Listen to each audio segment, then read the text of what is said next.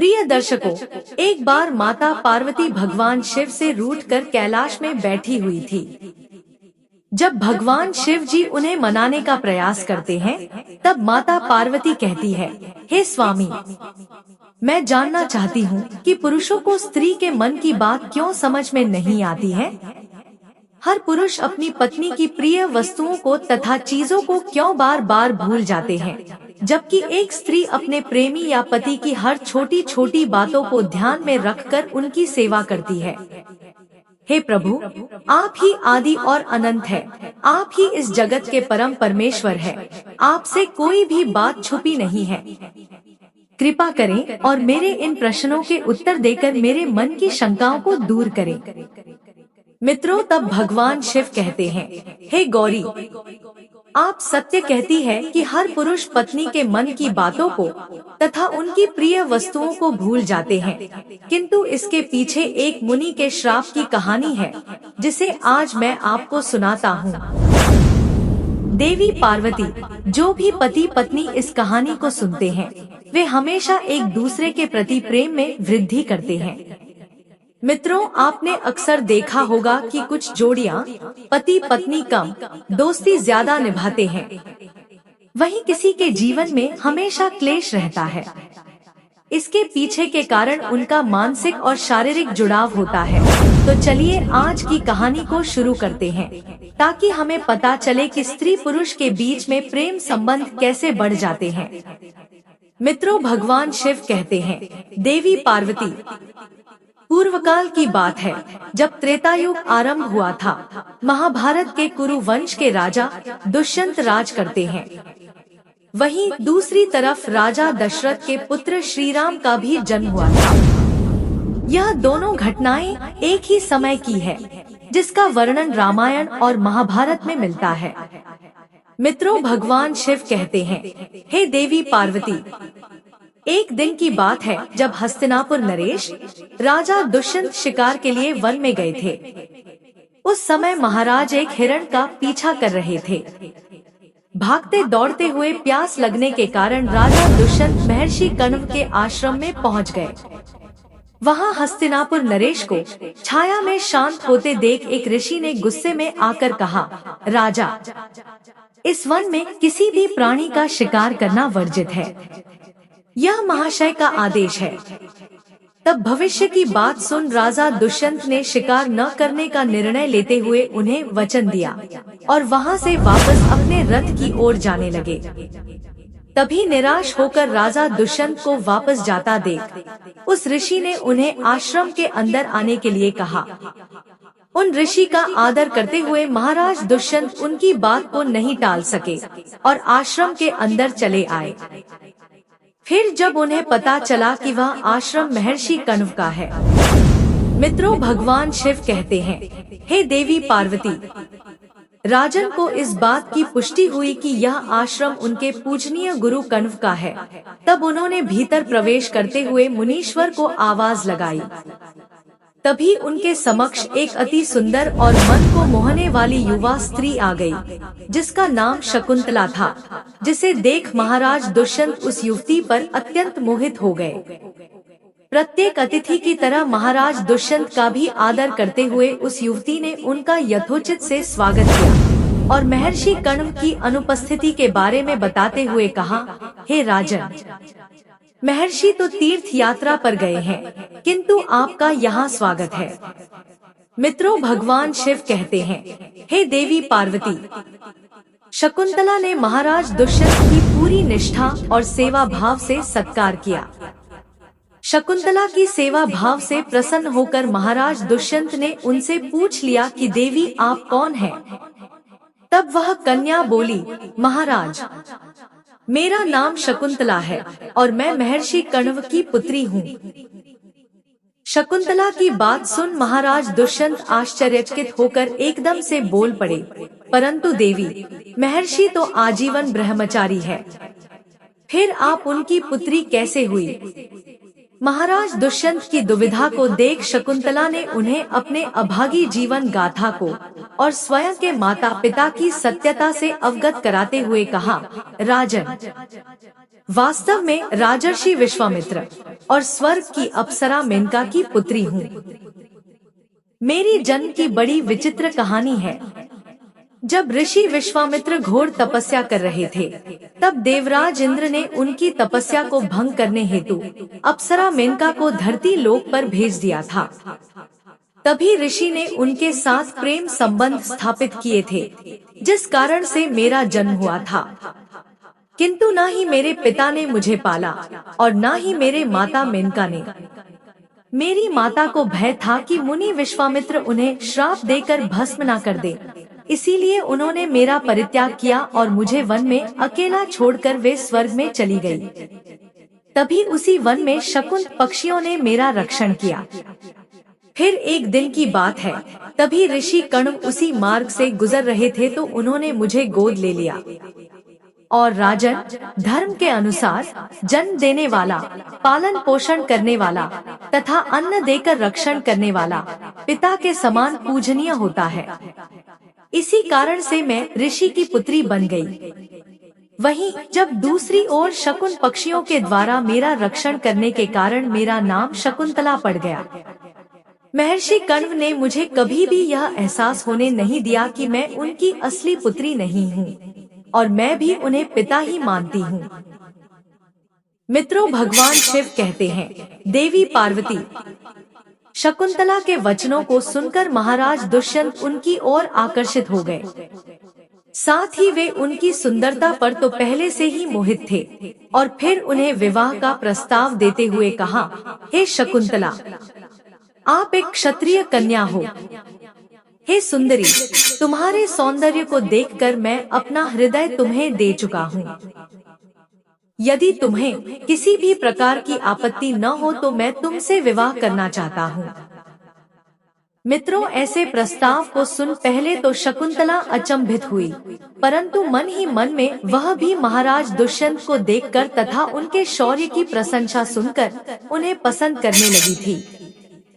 सर्वप्रथम शकुंतला ने महाराज दुष्यंत को ऋषि कण्व की अनुपस्थिति का कारण बताते हुए इनकार किया था, किंतु राजा दुष्यंत ने उन्हें यह कहकर मना लिया कि आप क्षत्रिय कन्या है और धर्म के अनुसार किसी भी क्षत्रिय कन्याओं को अपना वर चुनने का अधिकार स्वयं को भी है, और वैसे भी जब ऋषि कण्व को पता चलेगा कि आपने मुझसे विवाह किया है तो वह क्रोधित नहीं होंगे। दुष्यंत के समझाने के पश्चात शकुंतला विवाह के लिए मान गई और उन्होंने गंधर्व विवाह कर लिया। मित्रों, भगवान शिव कहते हैं, हे देवी पार्वती। कुछ समय महाराज दुष्यंत ने शकुंतला के साथ विहार करते हुए वन में ही समय व्यतीत किया। फिर एक दिन वे शकुंतला से बोले, हे प्रियता, मेरे कंधों पर हस्तिनापुर राज्य की जिम्मेदारी है और अब मुझे अपना कर्तव्य पूरा करने हेतु हस्तिनापुर जाना ही होगा। यह कहकर महाराज ने शकुंतला को अपने प्रेम के प्रतीक रूप में अपनी दिव्य स्वर्ण मुद्रिका दी और हस्तिनापुर वापस चले गए और उन्हें आश्वासन दिया कि जैसे ही ऋषि कण्व अपनी यात्रा से वापस आएंगे तब वे उन्हें शीघ्र ही अपने साथ विदा कर हस्तिनापुर ले जाएंगे। मित्रों, उसके बाद समय बीतता गया और इसी बीच शकुंतला को पता चला कि वह गर्भवती है और शीघ्र ही ऋषि कण्व भी अपनी तीर्थ यात्रा से अपने आश्रम में आते हैं। प्रसन्नता पूर्वक शकुंतला ने उनसे महाराज दुष्यंत के साथ अपने गंधर्व विवाह के बारे में बताया। यह समाचार सुनकर ऋषि कण्व पहले तो बहुत प्रसन्न हुए, परंतु उसके बाद महर्षि कण्व ने शकुंतला को धर्म का ज्ञान देते हुए कहा कि पुत्री, विवाह के पश्चात किसी भी कन्या को अपने पिता के घर में रहना उचित नहीं होता है और बोले, एक विवाहित कन्या के लिए विवाह के बाद उसके पिता का घर पराया हो जाता है तथा उसका अपना पति का ही घर होता है। जो स्त्री पति के सुख दुख में साथ रहती है वह पति और पिता का गौरव बढ़ाती है। हर परिस्थिति में एक स्त्री को अपने पति का साथ देना चाहिए। उसे इतना कहकर ऋषि कण्व ने समझाया, हे पुत्री, तुमने उचित ही पुरुष का वर्णन किया है जिसका आज तीनों लोकों में गुणगान है। मित्रों, महर्षि कण्व ने खुशी खुशी अपनी पुत्री शकुंतला की विदाई करते हुए उन्हें अपने 4 शिष्यों और एक दासी के साथ हस्तिनापुर के लिए रवाना कर दिया। आश्रम से हस्तिनापुर के लिए आगे बढ़ते हुए मार्ग में एक शिष्य ने शकुंतला से सरोवर के पास रुककर विश्राम करने का निवेदन किया। शकुंतला भी थक चुकी थी, इसलिए उन्होंने सहमति दे दी और अपनी दासी प्रिय बंदा के साथ विश्राम करने लगी। जब शकुंतला सरोवर में पानी पीने गई थी, तब उन्हें पता भी नहीं चला और उनके हाथ से महाराज दुष्यंत के द्वारा प्रेमचंद के रूप में दी हुई अंगूठी सरोवर में उनके हाथ से निकलकर गिर गई। वहीं दूसरी तरफ उस मुद्रिका को सरोवर की एक मछली ने निगल लिया। फिर अगले दिन जब शकुंतला हस्तिनापुर पहुंची और वहां के राज दरबार में गई, परंतु राजा दुष्यंत ने उन्हें पहचानने से इनकार कर दिया। वह बार बार सभासदों के सामने कहती रही कि महाराज, मैं आपकी पत्नी शकुंतला हूँ, लेकिन महाराज दुष्यंत ने यह कहते हुए पहचानने से मना कर दिया कि मैं तुम्हें नहीं जानता। यह औरत कौन है? ऐसा कहकर अपने सैनिकों द्वारा उसे राज्य से बाहर निकाल दिया गया। मित्रों, भगवान शिव कहते हैं, देवी पार्वती, मैं आपको विस्तार से बता दूं कि शकुंतला से विवाह के पश्चात जब महाराज दुष्यंत वापस हस्तिनापुर लौट रहे थे, तो वे महर्षि दुर्वासा के आश्रम के पास से गुजर रहे थे। उस समय राजन अपनी प्रिय पत्नी और राज्य के विचारों में पूरी तरह से डूब चुके थे। उन्हें महर्षि दुर्वासा ने आवाज लगाई, फिर भी वे उन्हें नजरअंदाज करते हुए आगे बढ़ गए। इस तरह अनजाने में किए हुए अपराध से ऋषि ने क्रोधित होकर राजा दुष्यंत को श्राप दे दिया और कहा, हे राजन, इस समय तुम अपने विचारों में खोए हुए एक मुनि की आज्ञा का पालन न करते हुए आगे बढ़े हो। तुम अपनी सबसे प्रिय वस्तु को भूल जाओ, यह मेरा श्राप है। मित्रों, भगवान शिव कहते हैं, हे देवी पार्वती, महर्षि दुर्वासा के श्राप रूपी कठोर वचनों को सुन महाराज दुष्यंत अत्यंत घबरा गए और ऋषि दुर्वासा के चरणों में नतमस्तक हुए। और फिर राजा दुष्यंत के बार बार विनती करने पर ऋषि दुर्वासा ने कहा कि राजन, मैं श्राप तो वापस नहीं ले सकता, लेकिन जब तुम कोई सूचक चिन्ह देखोगे तो उसे तुम पहचान जाओगे, अर्थात तुम्हारी यादें और शक्ति वापस आएगी। मित्रों, भगवान शिव कहते हैं, हे देवी पार्वती, उधर हस्तिनापुर में महाराजा दुष्यंत शकुंतला के साथ हुए अन्याय को भूल अपना राजपाट संभालने में व्यस्त थे। परंतु एक दिन जिस मछली ने पानी पीते समय शकुंतला की अंगूठी को निगला था, वह एक मछुआरे के जाल में फंस गई और जब मछुआरे ने उसे काटा तो उसे चमचमाती सोने की अंगूठी मिली। उस अंगूठी को देख मछुआरा बहुत खुश हुआ और वह उस दिव्य अंगूठी को बेचने के लिए राज्य के एक सोनार के पास पहुंच गया। मित्रों, होनी को कुछ और ही मंजूर था। जब सोनार ने जैसे ही इस मुद्रिका को देखा तो उसका ध्यान अंगूठी पर लिखे महाराज दुष्यंत के नाम पर पड़ा। यह अंगूठी महाराज ने स्वयं के लिए हजारों स्वर्ण मुद्राएं देकर बनवाई थी, जिसकी कीमत कई ज्यादा थी, और सुनार ने तुरंत उस मछुआरे को कोतवाल के हवाले कर दिया। फिर कोतवाल उस अंगूठी और मछुआरे को लेकर महाराजा दुष्यंत के समक्ष प्रस्तुत हुआ। पहले तो महाराज दुष्यंत उस अंगूठी को नहीं पहचान पाए, परंतु उस मुद्रिका को हाथ में लेते ही महाराज दुष्यंत को शकुंतला से जुड़ी सारी बातें याद आ गई और उन्होंने मछुआरे से पूछा कि तुम्हें यह अंगूठी कहाँ मिली?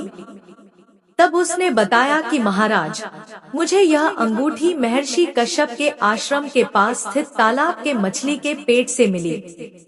तब महाराज ने उसे मुक्त करने का आदेश दे दिया और कहा, तुम्हें हमारी पत्नी को ढूंढने में मदद करनी होगी।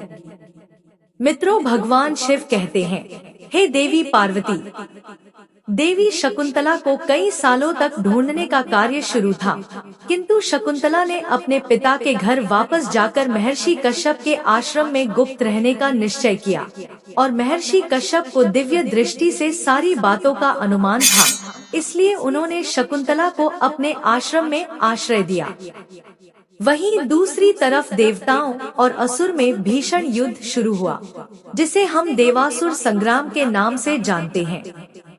जब देवराज इंद्र ने महाराज दुष्यंत को देवताओं की ओर लड़ने का आमंत्रण दिया, तब वे तुरंत अपने सारे दिव्य अस्त्र शस्त्र लेकर युद्ध में भाग लेने के लिए चल दिए।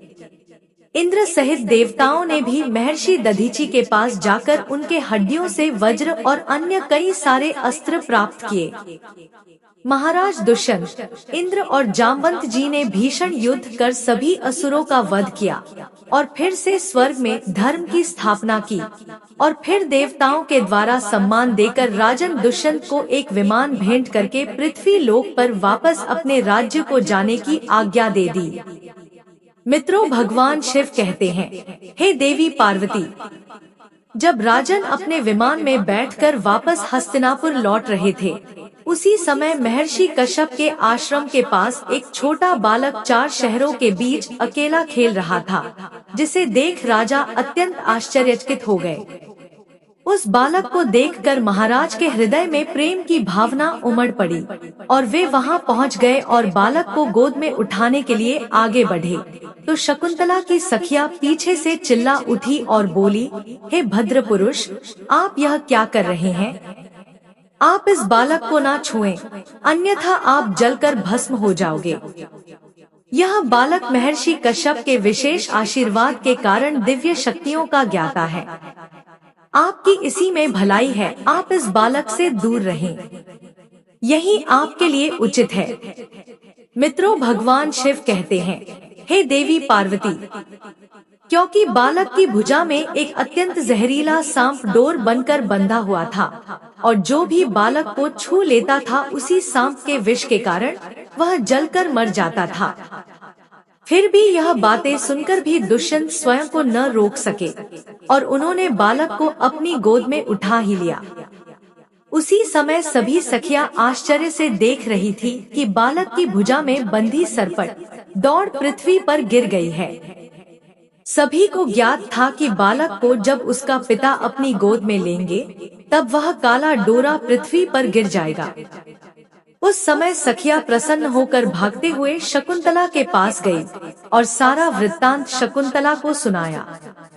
यह सुनकर शकुंतला भी दौड़ते हुए महाराज दुष्यंत के पास आई और जब शकुंतला को देखते ही महाराज दुष्यंत ने उन्हें तुरंत पहचान लिया।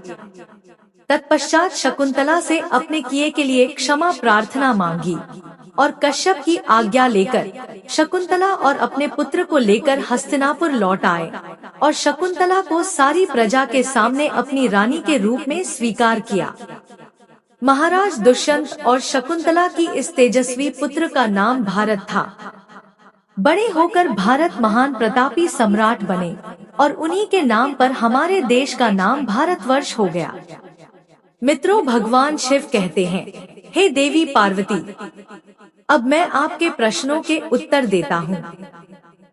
आप जानना चाहती है कि क्यों कोई पति अपनी पत्नी की प्रिय चीजों को बार बार भूल जाते हैं, जैसे कि पत्नी का जन्मदिन, विवाह की तिथि। पत्नी की सभी महत्वपूर्ण बातों को भूलने का श्राप पति को मिल चुका है। इसलिए हे देवी, अगर पति से कभी अनजाने में भूल होती है तो उसे माफ कर पत्नी को साझा करना चाहिए, क्योंकि स्वयं परमपिता ब्रह्मा जी ने स्त्री को पुरुषों के मुकाबले कई गुना अधिक सहन शक्ति दी है, जिसके चलते स्त्रियां पुरुषों के मुकाबले कई गुना अधिक समझदार और भावुक होती है। इसी श्राप का असर आज भी कलयुग में दिखाई पड़ता है। गौरी, इसलिए हर पति पत्नी को एक दूसरे को समझकर मानसिक और शारीरिक रूप से गहरा मजबूत जुड़ाव रखना चाहिए।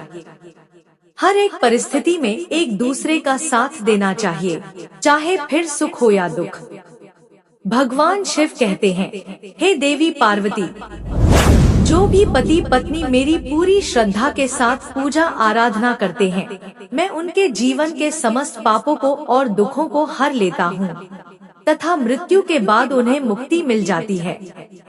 तो मित्रों, आशा करती हूँ आपको यह कथा अवश्य ही पसंद आई होगी। तो वीडियो को लाइक करिए और चैनल को सब्सक्राइब भी कर लीजिए। अंत तक वीडियो देखने के लिए मैं आपकी दोस्त प्रीति आपका दिल से तहे धन्यवाद करती हूँ।